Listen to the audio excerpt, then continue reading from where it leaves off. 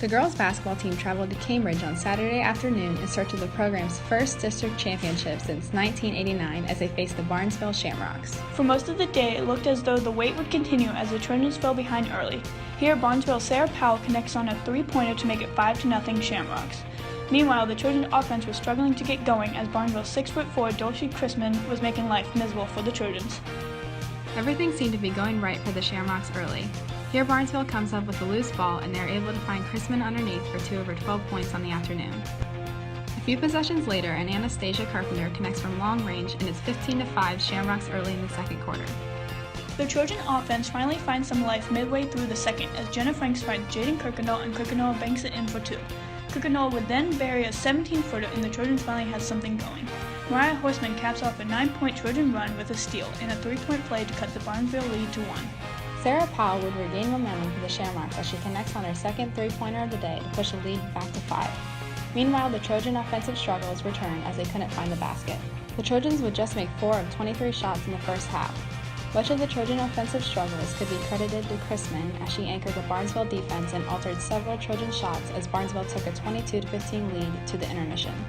Chrisman would push the Shamrock lead to 9 as she powered in a basket to start the second half before the Trojans answered with some nice ball movements to find Kayla Hall for the layup.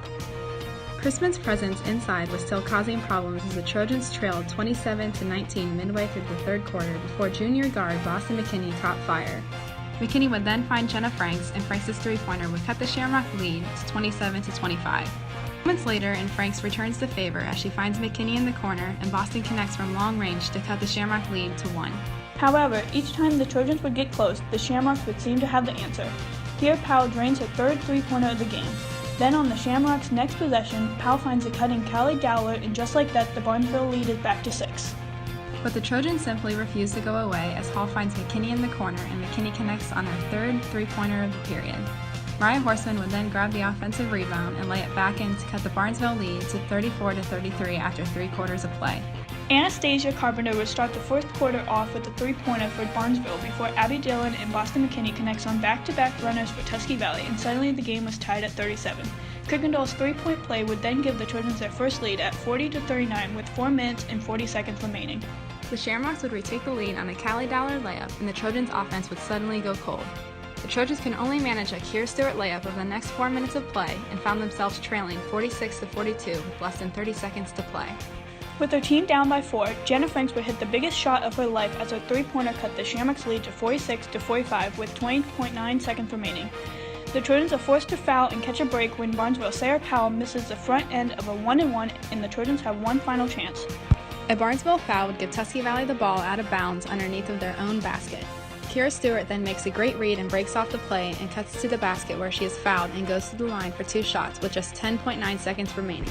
Stewart, who had just missed 2 free throws moments earlier, stepped to the line and calmly sank the first to tie the game. Stewart would then find the bottom of the net, their second free throw to give Tusky Valley a 47-46 lead. Barnesville decided not to take a timeout and pushed the ball up the court where Callie Dowler's desperation shot was off the mark. However, Chrisman grabs the rebound and the Trojans are called for a foul, sending Chrisman to the line with just 0.7 of a second remaining.